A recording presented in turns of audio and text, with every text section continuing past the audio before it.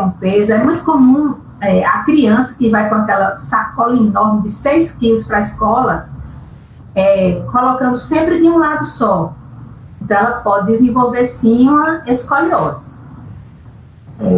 Deformidades posturais, e às vezes ninguém sabe como nem por que a pessoa apresenta essa escoliose. Às vezes é também de nascença. Os sintomas da escoliose, além de, quando você é muito acentuada, você vê alterações aí, como você está vendo. Quando ela é muito acentuada, ela pode comprimir o pulmão, por exemplo. Você vê que, nesse caso, compressão de órgãos, né? O pulmão direito desse paciente está sendo comprimido e empurrado pela coluna. Então, isso pode dar problemas respiratórios até. Mas os principais são dores, tá? Problemas na locomoção, problemas com relação a certos movimentos, e tem que ser corrigida aí essa coluna, tá? No segundo quadrinho, lá em cima, nós vemos a cifose. Cifose é uma curvatura para frente, tá? É a tal da corcunda. Curvatura da coluna para frente é uma cifose. Aí nós temos uma cifose cervical. Você veja que não está reta, as costas não estão retas, estão voltadas para a frente. É a mesma coisa que a gente vê logo abaixo, esse rapaz com a coluna normal e um rapaz com a cifose cervical. Então, escoliose, curvatura para o lado. Cifose, curvatura para a frente. É muito comum haver as duas coisas, a escoliose associada à cifose. Nesse caso, a gente chama cifoescoliose. Um grande exemplo, representado numa história de Alexandre Dumas, ou Dumas, né, é o Corcunda de Notre Dame. Então, ele tinha essa curvatura para a frente e muito acentuada para a lateral. Por sinal, muitas histórias naquela época refletiam a realidade da época. Segundo o escritor, ele era o filho de uma prostituta na época, né? E ele foi criado pelos padres da Notre Dame, aquela igreja de Notre Dame. Foi adotado e foi criado. E, de acordo com o autor, não, mas pessoas examinam e começam a estudar as histórias antigas. Possivelmente ele era um portador de sífilis congênita. Então, em sendo filho de uma prostituta, ela possivelmente naquela época havia adquirido sífilis, que era uma doença sem cura, muito comum antigamente, e a criança já nasceu com deformidades que a gente pode associar a sífilis congênita, tá? Então, no Corcunda de Notre Dame, uma das coisas que ele apresentava são várias deformidades ósseas, e também a cifoescoliose acentuada, que era a corcunda associada à deformidade da coluna para o lado. Nesse último quadrinho, pessoal, a gente estudou os dois primeiros, vocês vão me descrever, mas o último é a hiperlordose, o terceiro. Essas curvaturas, tanto da lombar quanto da cervical, lordose lombar e lordose cervical são normais. Na coluna normal, a gente sempre apresenta uma curvinha para fora, tanto na região do pescoço quanto na região lombar. Mas nesse caso, essa pessoa está com a hiperlordose, veja, hiperlordose lombar. Então, está com a curva muito acentuada para fora, a coluna. Bem acentuada a lordose dela. Fisiologicamente, toda mulher grávida, bem adiantada a gestação, com a barriga enorme, apresenta essa hiperlordose. A própria natureza obriga, porque senão a barriga vai para frente, tá? Então, ela apresenta a hiperlordose para equilibrar a barriga de gravidez. No primeiro caso, vocês vão dizer, temos o quê?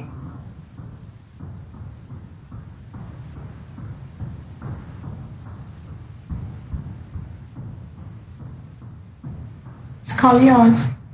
Uma escoliose de qual tipo? Tóraco dorsal ou lombar? Acho que é tóraco dorsal. Tóraco dorsal, Yasmin, de convexidade para a esquerda ou direita? Esquerda. Então, temos uma grande escoliose, tóraco dorsal de convexidade para a esquerda. E logo abaixo, veja que a coluna abaixo dela não está reta. Temos outra escoliose lombar de convexidade para a direita. Das duas, a maior é a tóraco dorsal para a esquerda, né? Mas logo abaixo temos uma curvaturazinha para a direita, que também é outra escoliose. Na segunda figura, o que é que nós teremos aí? Ele está de lado. Essa coluna está reta, gente? É hipercifose. Hipercifose. Mas você pode dizer somente cifose. Você tem uma curvatura acentuada da coluna para a frente. Gente, um exemplo muito assim, interessante de uma cifoescoliose muito grande. Quem conheceu aquele fradezinho chamado Frei Damião, aqui no Nordeste, ele tinha uma escoliose, cifose tão acentuada que até a cabeça dele era posicionada para a lateral. Então, até modificou a posição da cabeça. Tão grande que era a cifoescoliose de Frei Damião, tá? Então, a coluna pode, claro que isso aí provoca dores acentuadas, deformidades, e se não for tratada, sabe o que acontece? Pode calcificar e não adiantar mais depois de botar aparelho, nada. Então, é uma coisa que tem que ser tratada logo, não pode ser deixada de lado, tá? Então, isso vocês vão descobrir com a inspeção, palpação e percussão da coluna vertebral. Recapitulando, no mínimo, a percussão, o tamborzinho, né, deve ser feito no crânio e na coluna. Mas, se tiver tempo, crânio, coluna, osso da perna, osso do braço, tá? Mas, pelo menos, crânio e coluna. Eu vou querer na prova crânio e coluna. Pode passar o próximo. Gente, outra coisa que é muito importante de ser verificada na pele do seu paciente são as veias visíveis e a circulação colateral venosa. Enquanto eu falo um pouquinho aqui, eu queria, Renata, que você procurasse, por favor, aí na internet, eu esqueci só essa figura, é a circulação venosa, para a gente dar uma relembrada na anatomia.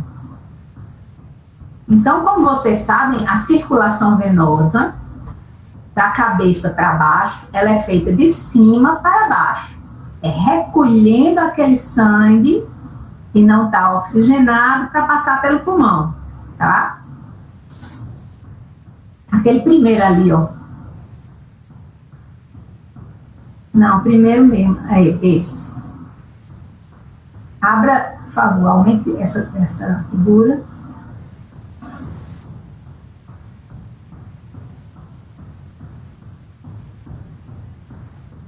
Pronto. Então, gente, aí a gente tem a arterial em vermelho e em azul nós temos a venosa. Pode aumentar, por favor, se der para aumentar. Então, vocês vejam o seguinte, gente. Quero que vocês percebam bem uma coisa.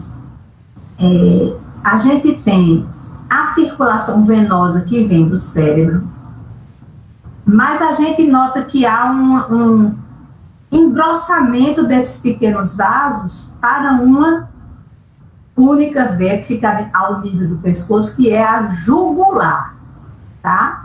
Em azul, jugular direito e jugular esquerdo. Em vermelho, a carótida, que é outra coisa, outra situação. As artérias levam para o cérebro o sangue, às vezes recolhem, tá? Então, é de cima para baixo.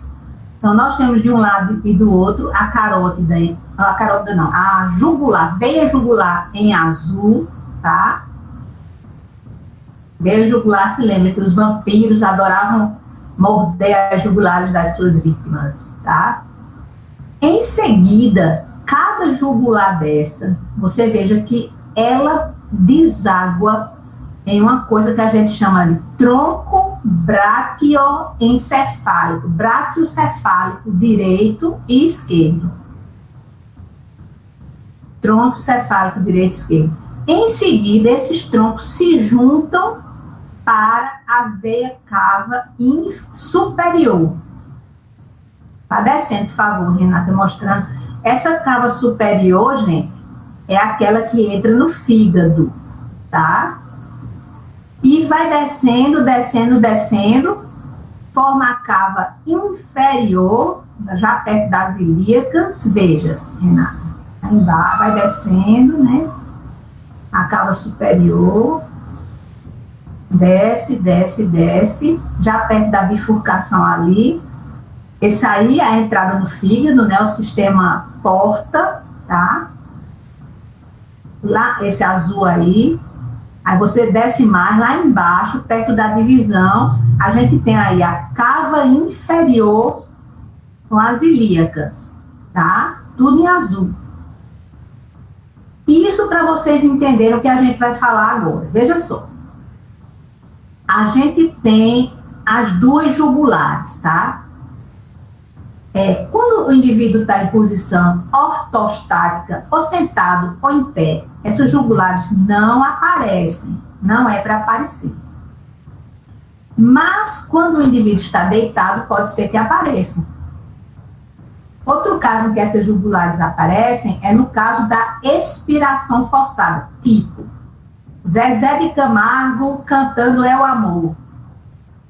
Lá nas notas bem altas, pode observar o pescoço dele, como fica com a jugular desse tamanho, tá? Cantores de ópera, muito comum nos agudos, né, tenores, sopranos, apresentarem um aumento dessa jugular, um jugular que fica visível, tá? Mas em termos normais, apenas deitado poderemos observar essas jugulares. Se o paciente está deitado e não pode ficar sentado, tem uma manobra para a gente observar se essa jugular é patológica ou não, está inchada de maneira patológica ou não. É levantar a cabeça do paciente até no mínimo 20 graus com relação ao colchão. Se desaparecer, é porque é fisiológico. Se persistir, é porque é patológico. Então, gente, o que é que poderia ocasionar o aumento dessas veias? A gente chama circulação venosa. Primeira coisa que poderia ocasionar aumento da volemia, ou seja, uma insuficiência cardíaca na qual o coração não está tendo capacidade de jogar todo o sangue para fora, tá?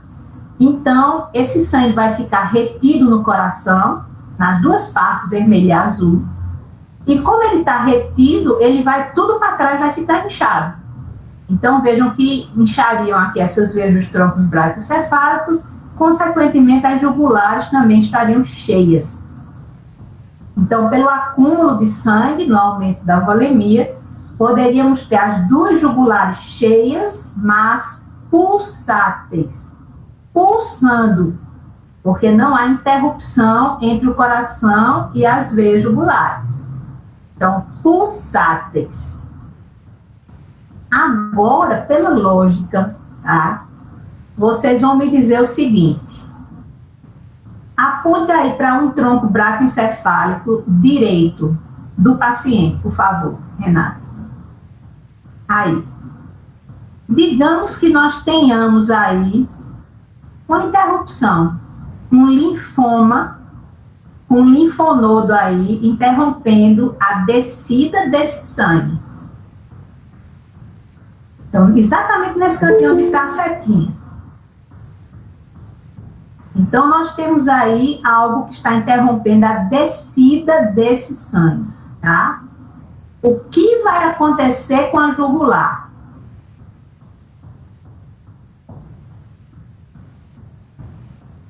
Esse sangue não está descendo da jugular para o tronco. Ela vai aumentar o volume. Aumentar, muito bem, Zé. A turgência. Muito bem, vai aumentar a turgência jugular. ela será uni ou bilateral? Une, porque do outro lado tá descendo normal. Exatamente, gente. A medicina é lógica. Se você tem uma obstrução só do lado direito, tronco braquicefálico direito, o outro está normal. Então, você teria uma turgência só da jugular direita. Agora, algo muito importante. Teríamos pulsação nessa jugular ou não?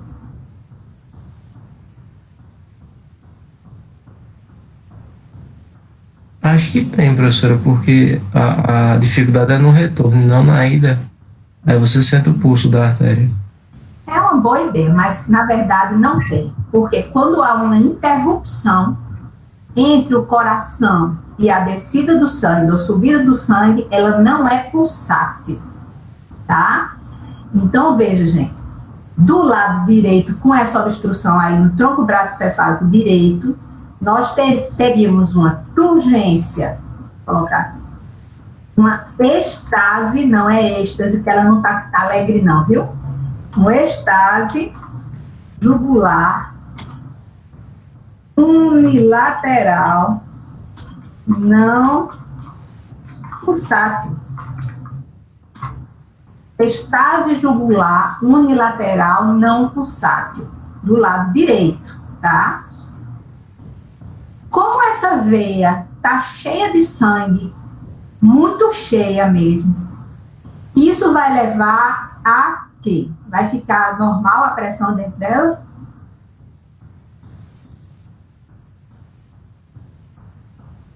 Ela está muito cheia e descendo sangue, ela não consegue jogar para baixo o sangue. O que é que vai acontecer? A pressão dentro da própria veia, hidrostática, o que vai acontecer? Vai aumentar? Aumento. Então, pelo aumento da pressão hidrostática, lei de Starling, o que é que acontece? Lei de Starling não, pela fisiologia. Aumento da pressão hidrostática dentro da jugular. Extravasa líquido para o interstício.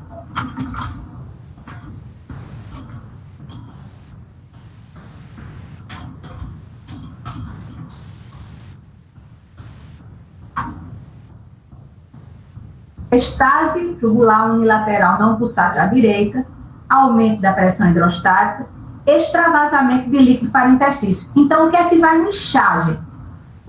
A região que vai inchar é demaciar.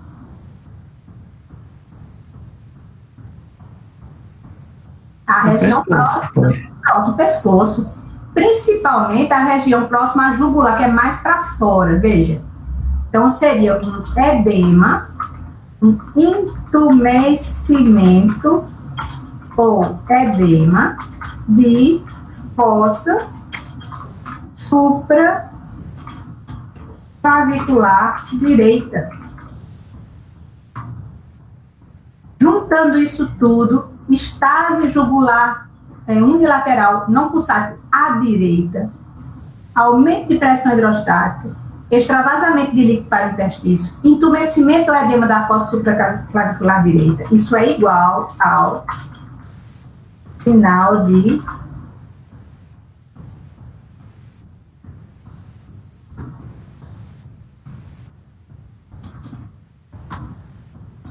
Bonnet. Sinal de Bonnet é caracterizado por estágio jugular não pulsátil à direita, mais entumecimento ou edema de fossa supraclavicular direita, tá? Quando você tiver esse sinal no paciente, você vai ter obstrução por qualquer motivo, pode ser por tumor de fora, pode ser por estreitamento dentro, obstrução de tronco braquiocefálico direito.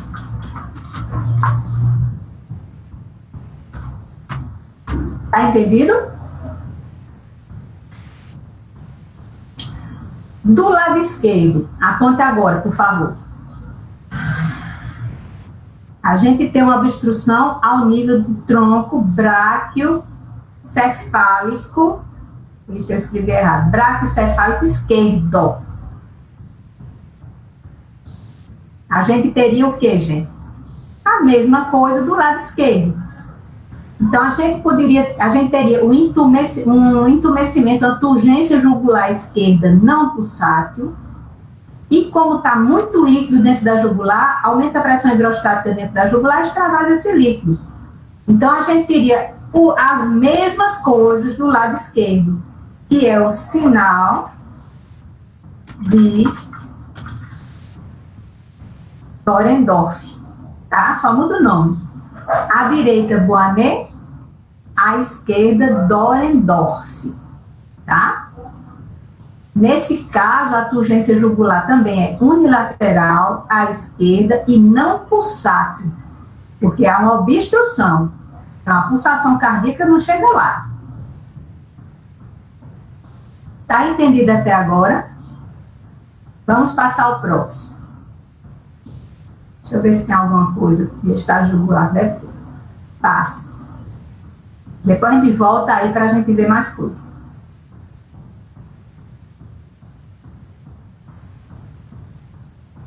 O exame cuidadoso das jugulares, né? O paciente fica deitado com a parte superior do corpo em um ângulo de menos de 45 graus com o músculo e pescoço relaxado. O médico normalmente observa a veia jugular quando ele está deitado, né? Com auxílio de um feixe de luz ou com iluminação natural. Desse modo, ele pode observar o grau de dilatação da pressão venosa aumentada.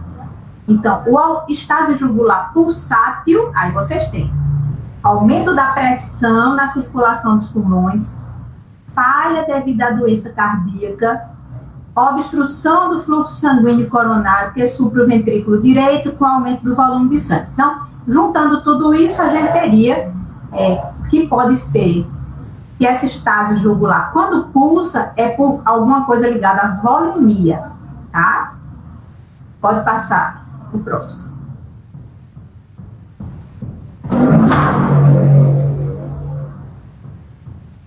Passa o próximo. Pronto. Estase jugular não pulsátil significa um obstáculo entre as câmaras cardíacas direitas e as jugulares. Ocorre nos processos compressivos tumorais e trombose da veia cava superior ou troncos braquiocefálicos.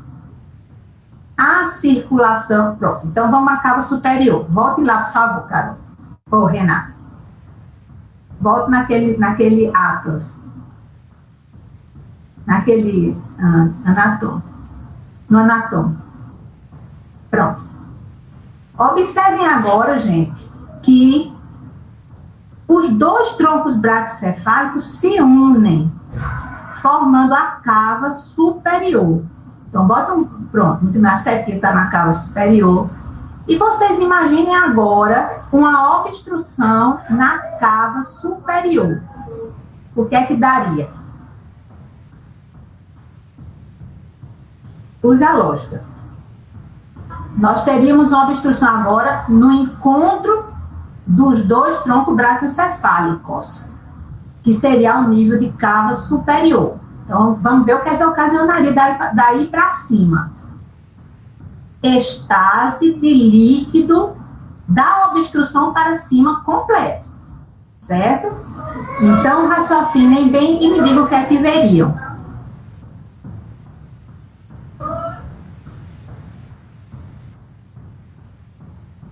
Muito bem, Pedro. Turgência das duas jugulares.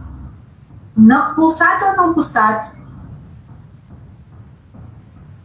Não pulsátil. A obstrução é não pulsátil entre câmara cardíaca e o local, né? Então, não pulsátil. Então, você veria as duas jugulares cheias. Depois eu vou dar um exemplo que eu vi no consultório, nunca me esqueci. As duas jugulares cheias não pulsáteis, né? E também o entumecimento dessas veias aí que são torácicas, ó, que ficam no tórax e vão em direção às subclávias. Não, em direção ao tronco braquiocefálico. Então, você vejam que delas derivam outras veias aí. Do lado esquerdo a gente vê, Renata, coloca aí, por favor, quando o tronco braquioencefálico e daí descendo para outras veias torácicas, tá? E até chegando perto do abdômen. Então, essa obstrução de cava superior, gente, ela dá uma coisa que a gente chama de síndrome da cava superior. Vocês vão entender bem nas figuras que eu coloquei. Então, seria estase jugular bilateral não pulsátil, com edema, não é só agora de fossa supraclavicular, não. É daí para cima tudo. Então, cava superior. Então, seria o sinal.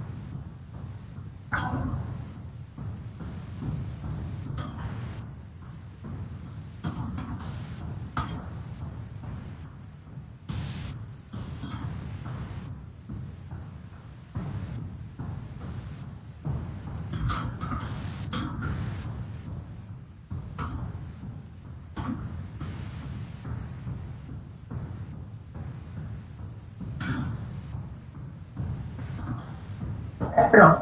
Então, a síndrome da cava superior teríamos a estase jugular bilateral não pulsátil, edema em Pellerine.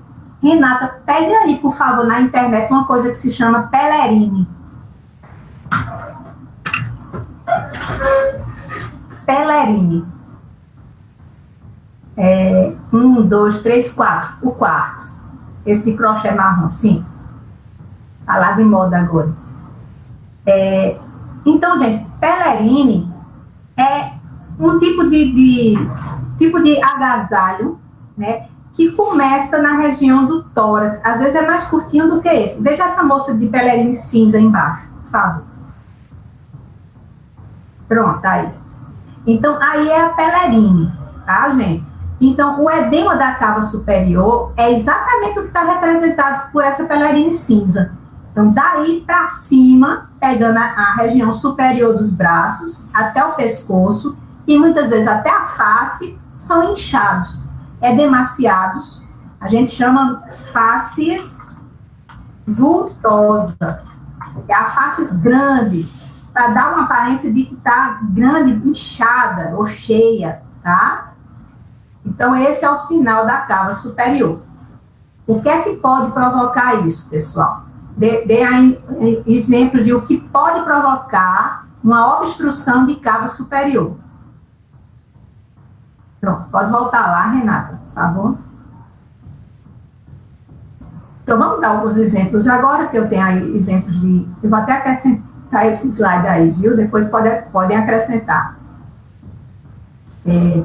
Pode passar. Passe.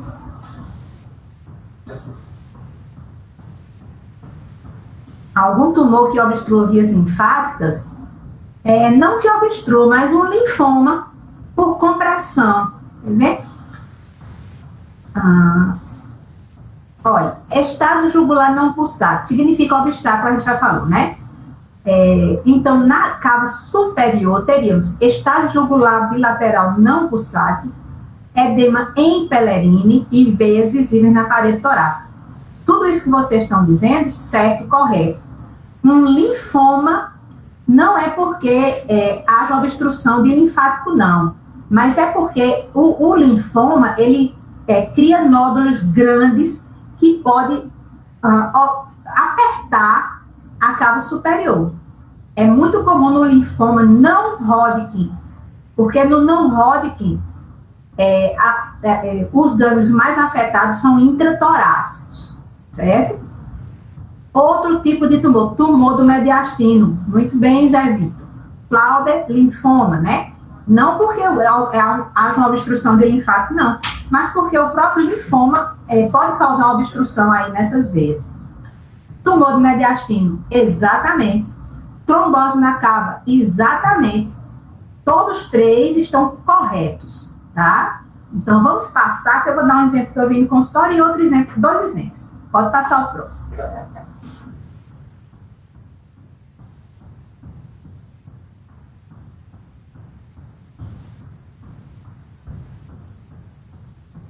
Bem, a obstrução da cava superior pode ser causada por trombose, compressão extrínseca, invasão direta da veia ou associação desses fatores. A etiologia desses eventos pode ser benigna ou maligna, sendo as causas malignas responsáveis por cerca de 80% a 90% dos casos. Ou seja, tumor maligno de mediastino ou linfoma, que sempre é maligno. Entre as causas malignas mais frequentes, observamos neoplasia de pulmão, pode estar num local que comprima a veia cava superior, linfoma, neoplasia de células germinativas, timo, né? E neoplasia metastática. Metástase também pode causar isso. As doenças benignas mais associadas à síndrome da cava superior são fibrose do mediastino e trombose de cava associada a dispositivos intravenosos, como catéteres e marca-passos. Essa última vem se tornando cada vez mais frequente, sobretudo na população pediátrica. Pode passar o próximo. Professora Renata está com um probleminha na conexão, eu vou colocar aqui, certo? Tá certo. Professora, está cortando muito, aí Tá. melhor eu quero apresentar.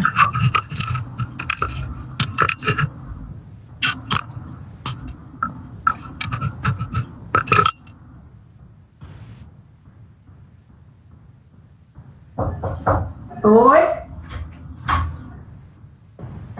Oi, Zé, tudo bom? Tá dando aula? Pode abrir a porta. Vai ter intervalo? Vai ver Nico cair. Eu já vi. Cadê? Traz aqui também. Vocês vão ver uma coisinha linda aqui. Traz aí, Carla. Carla. Tô dando aula. Pessoal, esses são alguns fatores aí da aula em casa, viu? São fatores aí possíveis de serem vistos. Olha só. Meu amor, quem quer trabalhar assim? Olha, cara. Que cara. Eu nem tenho os meus ainda. Olha esse sapeca aqui, olha. Olha esse sapeca aqui. Ai, coisa linda, olha. Não assisti a aula? Oh, coisa mais linda. Tá assistindo a aula com o vovó, tá? Oh, coisa linda. Vai mostrar a tia. Obrigada, gente. Uma coisa mais fofa aqui, deixa eu mostrar. Tá chato,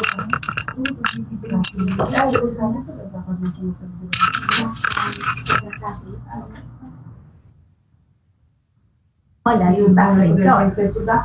Uma coisa mais linda. Vai mostrar, vai pintar com tia Zaza, vai?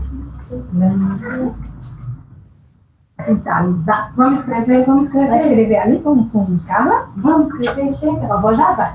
A vovó já vai.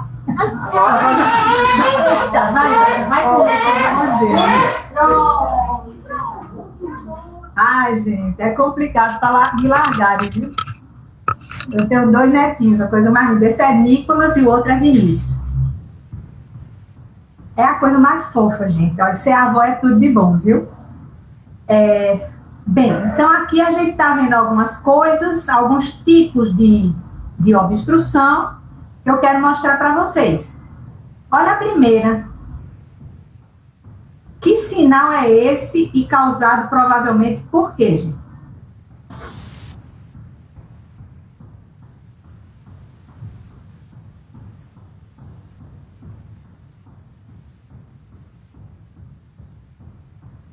Qual é a veia que está em boa veia, Yasmin? Muito bem. Então, a gente tem apenas um lado da veia muito, muito cheia, né? Esse é a jugular cheia, somente a direita. Veja que é uma paciente jovem, provavelmente, até pela juventude, dificilmente teria insuficiência cardíaca ou alguma coisa que pudesse levar a veias aumentadas bilateralmente.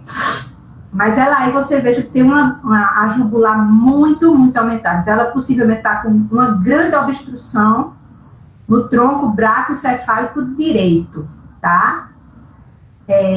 Na segunda figura em cima, nós estamos vendo outra estase jugular. Só que nesse caso a paciente já é idosa, a gente não está vendo o outro lado. Então, pode, se for não pulsátil, com edema de fossa supraclavicular, nós teríamos uma obstrução. Mas se ela for bilateral, possivelmente, dificilmente tem edema de fossa supraclavicular, mas pode ter. A gente mais pensaria na alteração de volemia, tipo uma ICC. Vejam agora a esquerda embaixo. Será que dá para aumentar cada figura dessa, Carol? Não, né? Dá. Pronto, tá ótimo. Dá para ver bem. Olha essa estase jugular dessa mulher. Olha a síndrome da cava superior, pessoal. Então, a gente vê a estase jugular bilateral. Mostra, por favor, Carol. Estase jugular bilateral.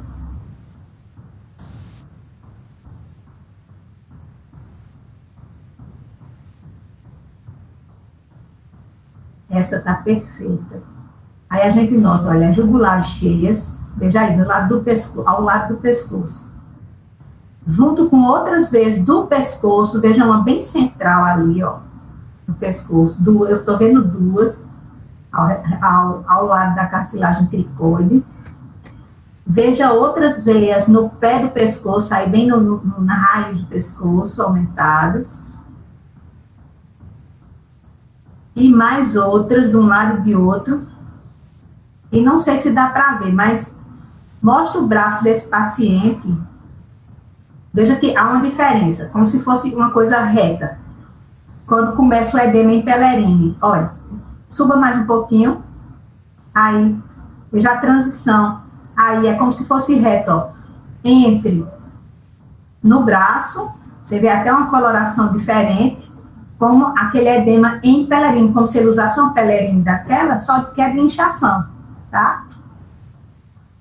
Então, aí a síndrome da cava superior. Tem outra aí ainda, passo próximo. Aqui, essa da coluna é para mostrar que algumas alterações podem causar síndrome da cava inferior. Olha, essa desse senhor idoso também é cava superior. Se você puder mostrar mais aumentado.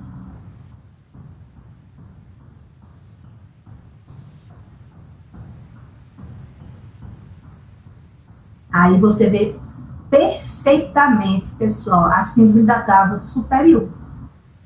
Então, olha, as jugulares cheias de forma bilateral, bastante veias aumentadas aí na região do pescoço, tórax, até no queixo, olha, nessa região do queixo a gente tem veias dilatadas também.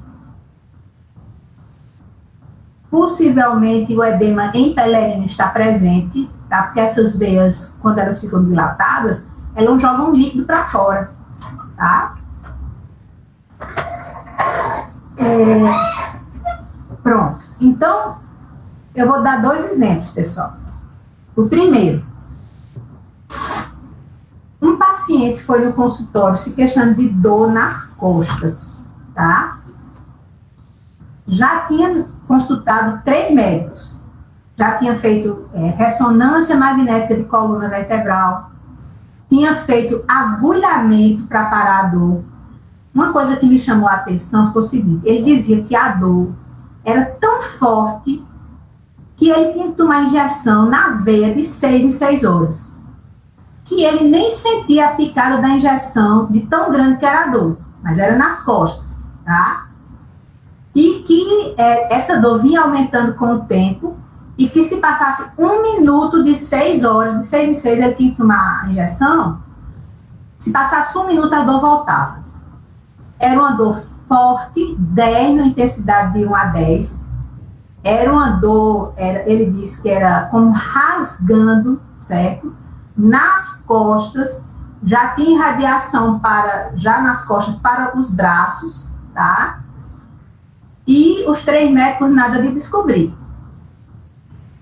Quando eu fui examinar esse paciente, me chamou a atenção uma coloração arroxeada ao redor dos lábios, a face esvultosa, o pescoço meio que edemaciado junto com as fossas supraclaviculares e estase jugular bilateral não pulsátil, tá?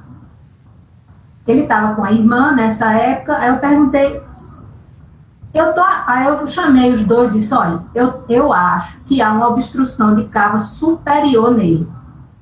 Já foi pedido um raio-x no tórax? Não, doutora, não sei.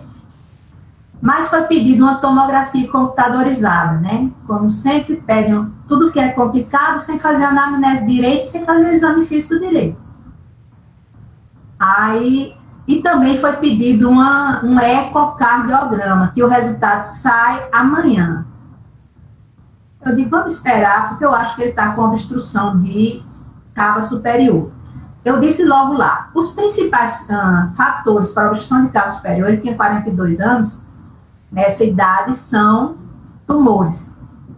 Esse tumor, desses tumores, os principais são linfoma, porque o linfoma pega um infarto em qualquer lugar, principalmente dentro do tórax, se aumenta, tá? Ou tumor de mediastino. Então, vamos aguardar o resultado. Gente, no outro dia, me ligou o médico que fez o ecocardiograma. Disse, Débora, ele está com a massa de 8 centímetros, comprimindo cava superior e válvula pulmonar. Por isso que ele apresentava, gente, a cianose ao redor dos lábios. Por isso que apresentava a inchação jugular bilateral. E por isso que apresentou o tempo todo a dor. É como uma anamnese que Matheus Leitão fez uma prova excelente e leu para mim. A paciente dele apresentava uma dor nas costas. O povo pensa logo, coluna, pulmão? Não. Sabe o que é que ele tinha? Na primeira coisa eu disse, ele disse dor, aí descreveu a dor em cólica, daí passa na região das costas, com irradiação para alguma coisa lá, não me lembro mais não. Era uma dor forte que dava e passava em cólica. Eu disse, isso é vesícula, Matheus. Não deu outra. Ele disse, mas professora, a senhora já acertou. Tinha 30 pedras na vesícula. Porque, gente, a irradiação da dor da vesícula é para a omoplata direita. Nunca esqueça. Então, às vezes, nem sempre a coisa é como o livro. Então, o homem tinha dor nas costas, o povo pensou logo coluna, mas não era. Mas ninguém examinou, ninguém viu que ele tinha dilatação jugular bilateral. Resultado, rapidamente foi fazer, com a tomografia computadorizada, confirmou o tumor.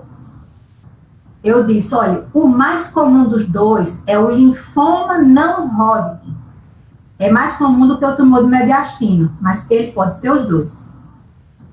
O Hodgkin dá mais no pescoço. E o não Hodgkin, a gente pode falar sobre isso depois, dá mais dentro do tórax. Então, simplesmente, eu mandei para um amigo meu, que é professor de vocês vão ver talvez na cirurgia. Ele fez a biópsia. O que foi que deu, gente? Na biópsia?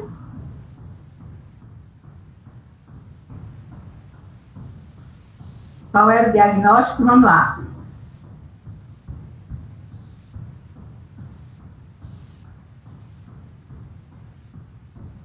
Linfoma não Hodgkin, Yasmin.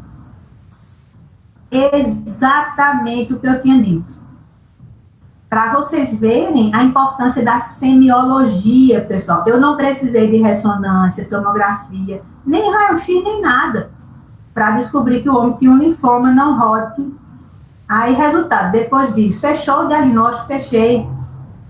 Aí, depois disso, foi tratado e regrediu completamente. Até hoje ele está só fazendo anualmente ele faz aquele exame que é do corpo inteiro e para ver se tem alguma coisa, não teve mais nada.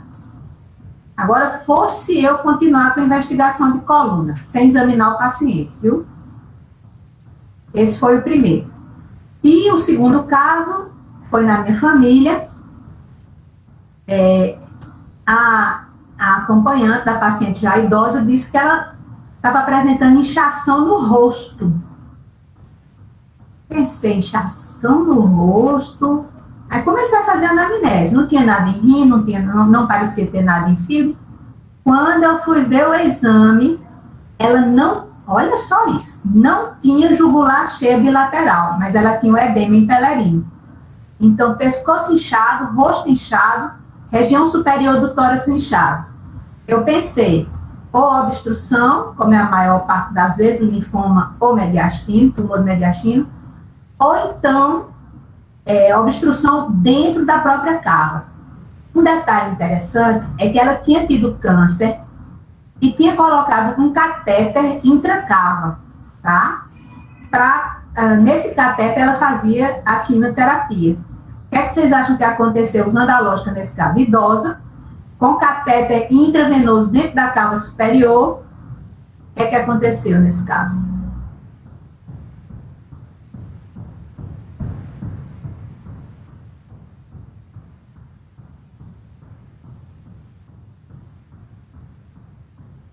O que tem mais lógica de acontecer, né, gente?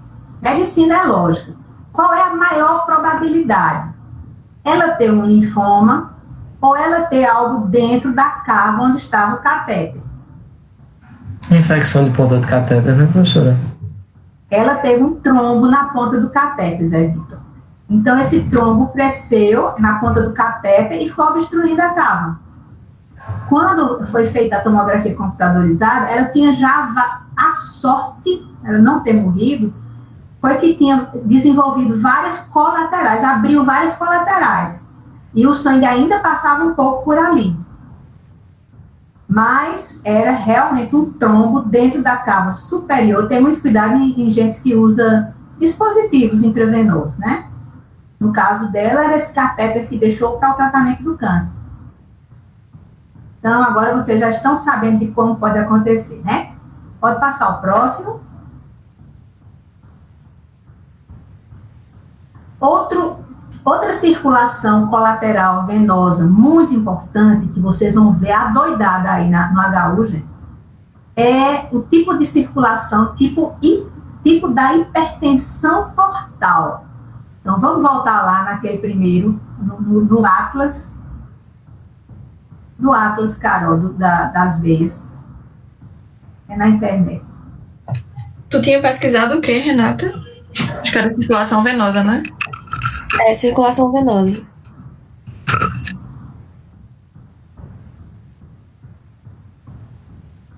Pronto, a primeira.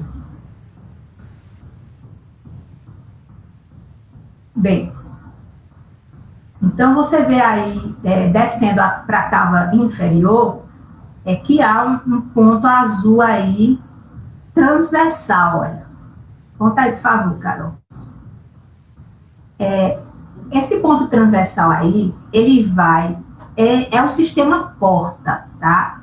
É o sistema venoso, a veia porta entra no fígado e vai suprir os terminais, os sinusoides hepáticos. Digamos que o indivíduo está com a cirrose, o fígado está todo cheio de cicatrizes e ele não tem os sinusoides hepáticos livres, está tudo obstruído. O que vai acontecer com essa veia porta e, consequentemente, todo o sistema porta?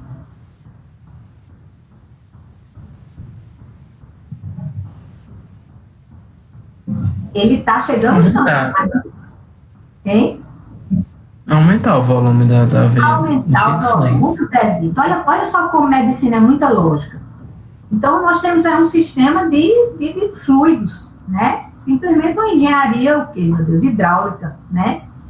Então, a gente está com uma veia grossa entrando no fígado. Se o fígado não está conseguindo deixar ela entrar, vai se acumular na própria veia porta.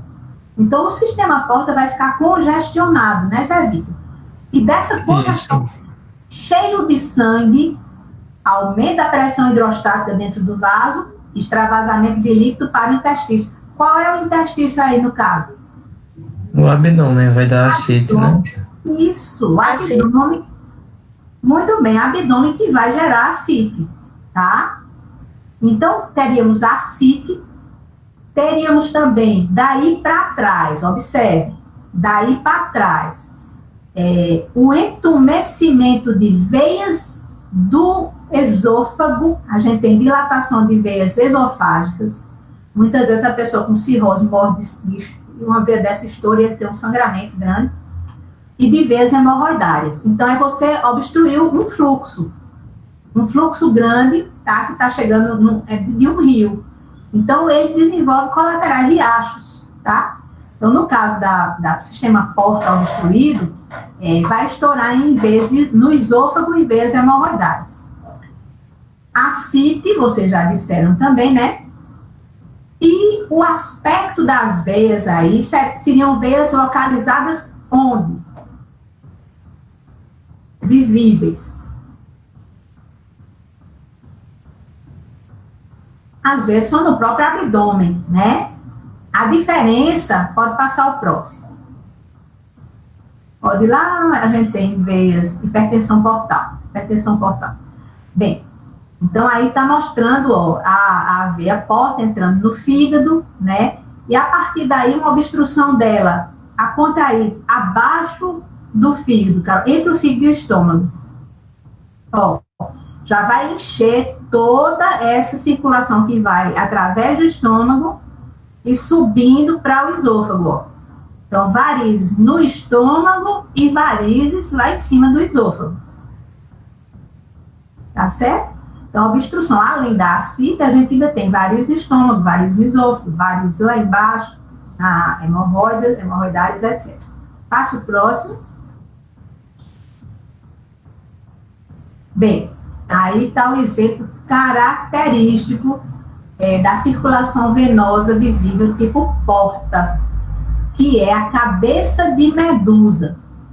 Então, se vocês se lembram, Medusa era um ser grego, né, mitológico. Ela era uma mulher com as cabeças de cobras, tá? Então, por isso é chamado de caput medusae ou cabeça de Medusa. Então, vocês vejam que são veias abdominais confluentes em direção ao umbigo, dando ideia de que o umbigo é a cabeça da Medusa e as veias são cobras de Medusa. Então, cabeça de Medusa é característica da obstrução do sistema porta, né, da veia porta. Eu acho que tem mais algum exemplo, deixa eu ver, pode passar. Não. Então, está entendido o que é obstrução de veia porta. Do sistema porta, gente, os principais problemas são a cirrose, como eu já falei, pode ter também estenose, ou seja, estreitamento da veia porta, pode ter compressão intrínseca, tipo trombose, tumores, mais difícil, mas trombose é fácil, e compressão extrínseca, tipo tumores, tá? Tipo linfoma, porque nódulo linfático tem em todo canto, ele pode crescer e obstruir a veia, e outras coisas, tá? Mas de todos, o mais provável é a cirrose hepática, ou seja, destruição do fígado, e em geral a cirrose é devida à bebida alcoólica, ao alcoolismo. Pode ser outros tipos de coisa também, tipo uma esquistossomose, com destruição de sinusoides hepáticos, e outras patologias, um fígado cheio de metástases hepáticas, pode ter um tumor primário dentro do fígado também grande, mas o mais comum é a cirrose. Gente, e finalmente a cava inferior. A obstrução da cava inferior, como a gente viu lá no primeiro, naquele atlas, vai levar a um edema e veias dilatadas ao nível de região pélvica, tá? Que pode se irradiar para região genital e início das coxas, tá? Então, essa obstrução é muito mais difícil. Dificilmente acontece, tá? Mas pode acontecer, porque medicina não é ciência exata, ela é ciência das probabilidades, tá? Então, a cava superior, a circulação colateral tipo cava inferior, as ectasias venosas são mais nítidas no andar inferior do abdômen, regiões laterais do abdômen, seguindo a corrente sanguínea em direção à cava superior. As veias varicosas, para terminar, varizes, né? O termo veia varicosa, no senso mais comum, engloba um espectro de dilatação venosa que varia das pequenas teleangiectasias, que são chamadas as aranhas vasculares, até veias varicosas tortuosas e bastante dilatadas. O termo veia varicosa engloba qualquer veia, dilatada, tortuosa, alongada, independente do seu calibre. Teleangiectasias são varicosidades intradérmicas pequenas e tendem a ser esteticamente desagradáveis, mas assintomáticas. Veias reticulares são veias subcutâneas dilatadas que drenam para as tributárias de veias axiais, principais ou tronculares. E veias tronculares são as nomeadas como veias safena interna e externa. Então, em geral, naquela cirurgia de varize, pessoal, é retirada a safena ou parte dela, tá? Pode passar o próximo. Bem, então, no primeira figura à esquerda, se você puder aumentar, Carol.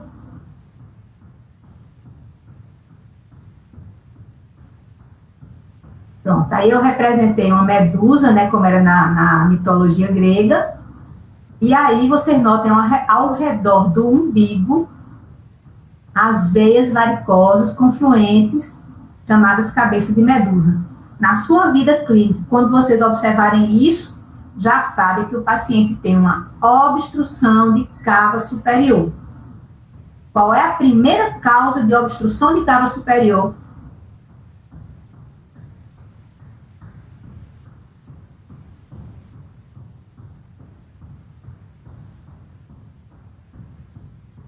Primeira causa, eu falei aqui.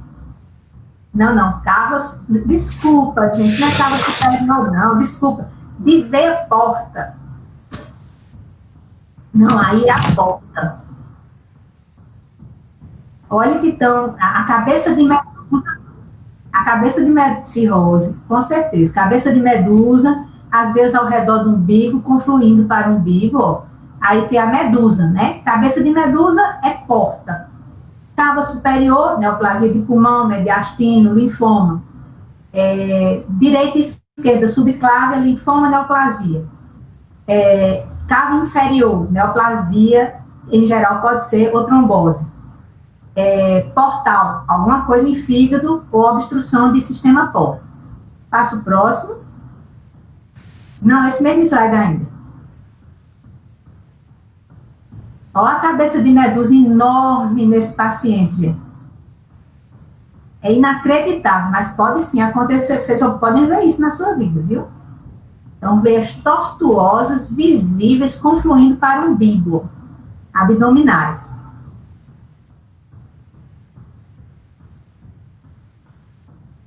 Aí, a gente tem a obstrução de cava inferior. Vocês vejam que o azul, a inferior se abre nas ilíacas, né? E as veias dilatadas a partir daí são veias na região inferior do abdômen, região ilíaca e início aqui das coxas, tá? Pode ser também veias na região pélvica e genital. Passa a próxima figura. Aí é mostrando uma síndrome da hipertensão na veia cava inferior por obstrução do bebê, tá? É por isso que, em geral, a mulher grávida não se recomenda, quando está em gravidez bem adiantada, não se recomenda que fique nessa posição aí que ela está, mas sim na lateral, para desobstruir a cava inferior. Tá entendido?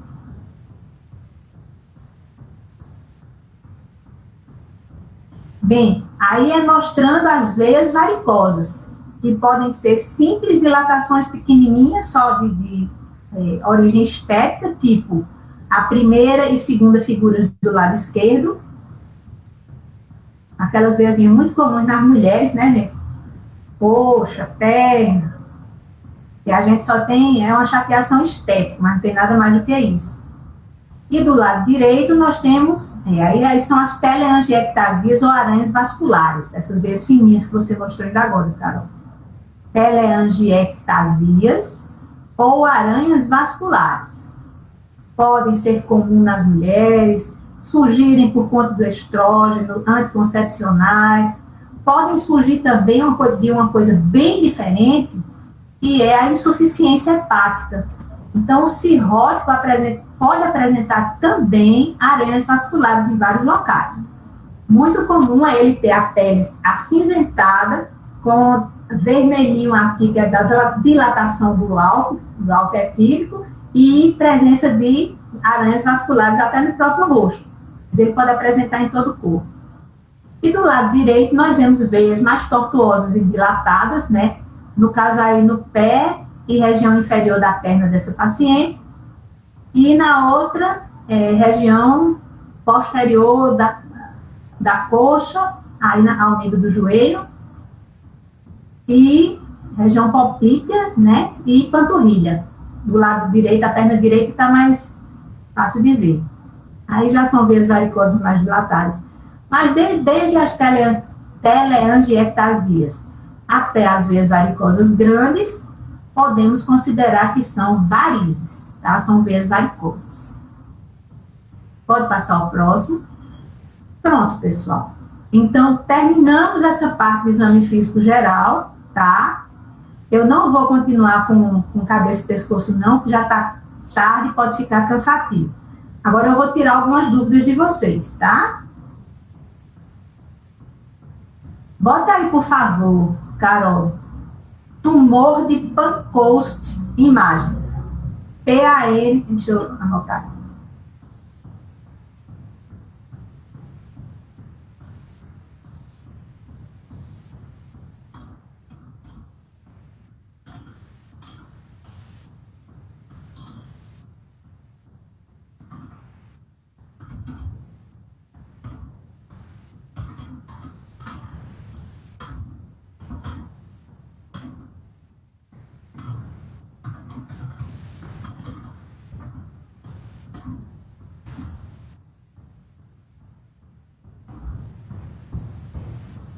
Vamos só ilustrar mais um pouco para a gente terminar. Me mostra ali a primeira figura à esquerda. Vocês estão vendo uma mancha branca marcadinha lá em cima, no ápice do pulmão. Pronto. Aí é o tumor de Pancoast, pessoal. É um tipo de tumor de pulmão que se localiza no ápice dos pulmões. Que tipo de obstrução venosa esse tumor poderia dar? Sinal de Guanet, sinal de Dorendorf, síndrome da cava superior, síndrome da cava inferior ou síndrome da hipertensão portal.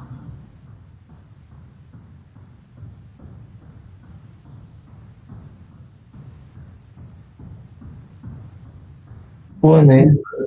Guanet, muito bem. Sinal de Guanet, com toda certeza. Ele é alto, possivelmente a compressão é em tronco braquicefálico direito, tá?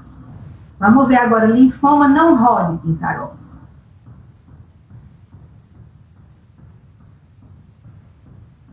Não Hodgkin, imagem. Eita, tem umas coisas interessantes aí. Bem, esse de pescoço, gente, em geral, é do Hodgkin, tá?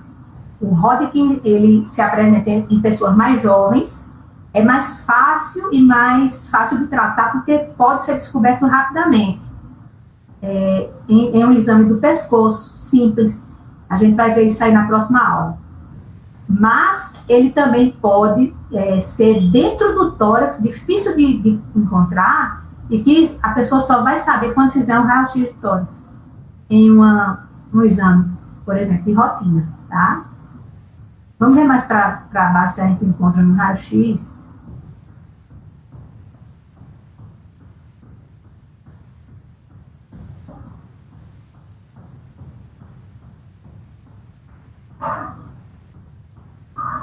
Pronto, esse aqui, deixa eu ver. Primeiro, segundo, terceira imagem.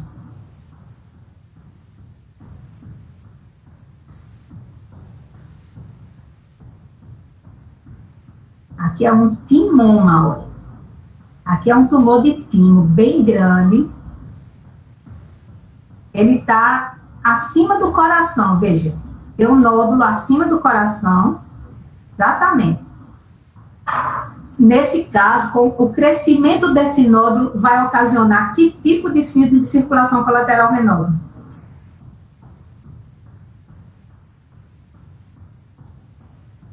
Olha o local.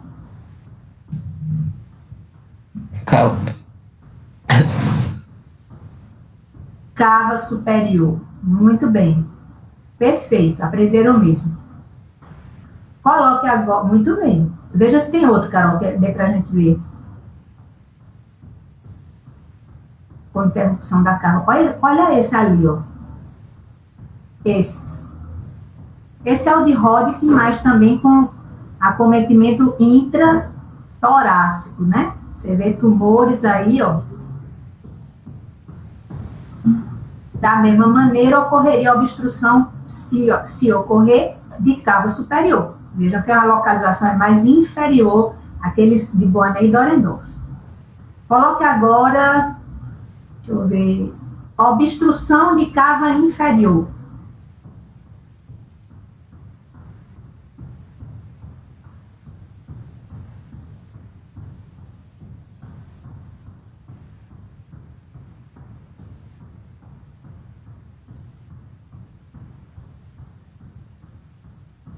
Interessante como não tem a ilustração.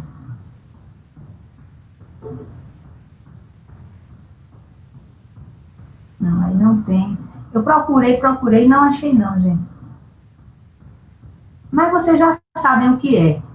Coloque agora, oi.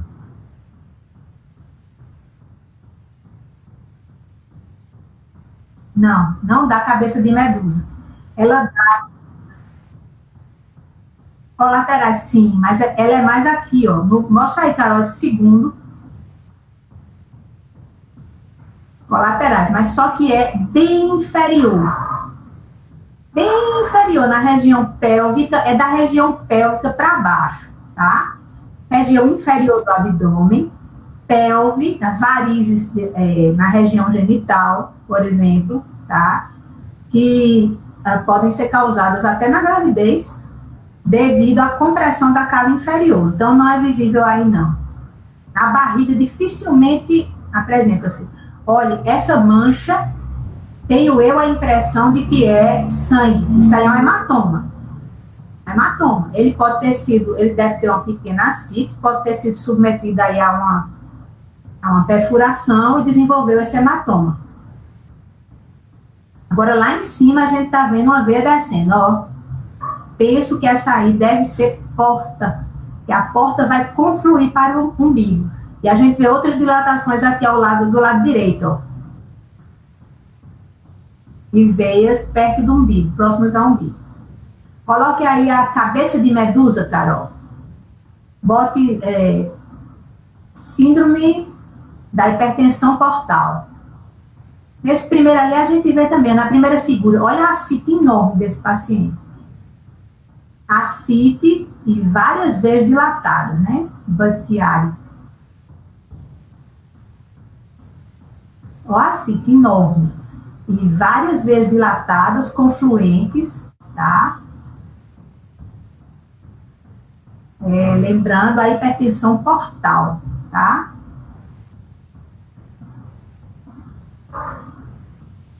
Vamos ver se a gente acha outra cabeça de medusa aqui mais para baixo. Veja esse aqui desse calção azul. Também outra síndrome da hipertensão portal. Gente, por incrível que pareça, você acredita que eu já vi gente desse jeito aí, com esse tipo de dilatação venosa? Isso aí, com toda certeza, é alcoolismo, né? Não tenho nem dúvida.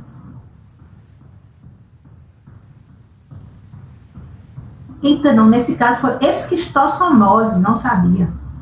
Então, do mesmo Ainda tem o que fazer, professora, quando chega nesse nível, em termos de tratamento? É difícil. Agora, vai ter que, pelo menos, é difícil demais. Para tratar a esquistossomose, quando ela destrói o fígado, como o dele já deve estar acabado, só transplante de fígado, Zé Vitor. Não tem jeito. Esteticamente, poderia ser feita uma cirurgia, mas é só estética, né?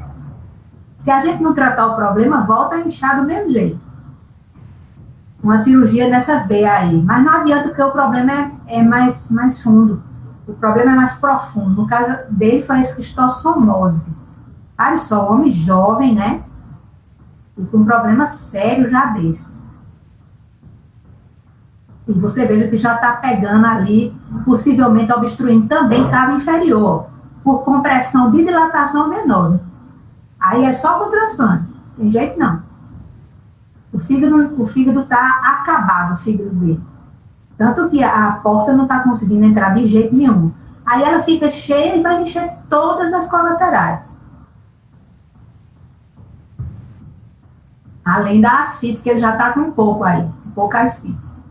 Coloca aí ascite, Carol, para vocês verem a que ponto pode chegar uma grande ascite. Pronto. A primeira característica. Eita, meu Deus. Bem, então aí para vocês verem a que ponto pode chegar o líquido dentro da barriga da pessoa, pela hipertensão portal. Então, nós temos uma ascite enorme. Em geral, a ascite fica essa inchação na barriga e membros finos. Veja o braço fino, perna fina. Tem outra ali que a gente vê a dilatação de algumas veias. Esse terceiro. Ó, dilatação de veias, né, constituindo a cabeça de medusa, ó, confluente. Olha só que interessante. Então, as veias estão confluindo para a região do umbigo. E olha o tamanho desta ascite. Então, a porta altamente inchada, todo o sistema porta, não está conseguindo entrar nada no fígado dele. Vamos ver outra foto. Veja aquele ali, o desenho. Pronto. Aí é explicando como é que a pessoa desenvolve a ascite, né? Então, o líquido fica solto dentro do abdômen, muito fácil de palpar. Muito interessante. Quem vai falar para você sobre abdômen, a professora Ana Raquel, ela vai explicar como examinar isso, tá? Mas é só mudar o paciente de posição. Para onde o paciente se virar, o líquido vai. Pode voltar lá. Mostra essa desse senhor que tem um ascite enorme para você ver a hérnia umbilical que se forma. Olha o umbigo como é que fica também. Então, a gente nota uma hérnia umbilical imensa, um ascite enorme e várias veias laterais, veias da hipertensão portal. Tratamento para isso é tratar a causa. Agora, uma pessoa nesse nível aí, a gente tem que fazer sucção desse líquido, de retirar líquido. Tem gente que retira 1 litro por dia de líquido. Mas aí vai se formando, até tratar a causa, e se não tratar, fazer paliativo, é o jeito. Vamos ver o restante.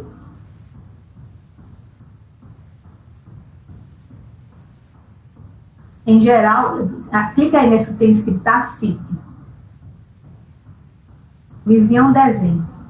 Não, é para vocês verem um hematoma, igual aquele que vocês perguntaram a mim. Mais para cima. Aí, onde tem uma setinha, sim. Então, olha o hematoma aí embaixo, pessoal. Tá vendo? Esse hematomazinho, aponte, Carol, por favor. Pronto. É porque é o local de onde se tira o líquido. Ou para biópsia, ou para alívio, né? Veja um paciente jovem, sexo masculino, deve ser adulto jovem, já com a ascite imensa e provavelmente devido ao alcoolismo. Veias dilatadas ali, e aí é o ponto de onde se retira o líquido, que é o hematoma. Pode fechar. Pessoal, vocês têm alguma dúvida? Dá para examinar e dá para descobrir que tipo de circulação colateral venosa é, né? Eu não quero ver gente errar isso não, viu?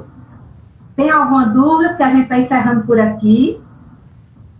E amanhã voltaremos à nossa aula, tá bom? Talvez amanhã eu já comece cabeça e pescoço. Amanhã, a primeira coisa que eu quero de vocês é um exame físico completo até agora, tá? Então, exame físico geral, pele, fânner, circulação venosa colateral visível.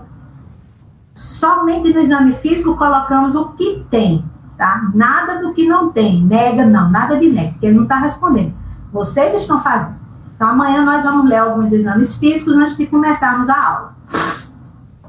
Então, pessoal, eu agradeço a vocês a atenção e até amanhã, na próxima aula. Vocês gostaram? Foi ótimo, professora. Sim, professora. Gente, eu acho que dá para aprender. A gente está fazendo um milagre. Ele está muito bom, professora. Né? E está dando, porque eu gosto muito de explicar pela lógica, você entender, não é decorar. E se eu chegasse e dissesse aqui, boa noite, entumecimento da jugular direita com entumecimento de fossa supraclavicular direita, você não sabia nem, eu mostro exatamente o que acontece, né? Porque vocês não esquecem mais. Pois um beijo, até amanhã, e amanhã a gente vai ver mais coisas, tá? Até amanhã, professora. Tchau, professora. Muito obrigada. Tchau. Exame físico amanhã, hein?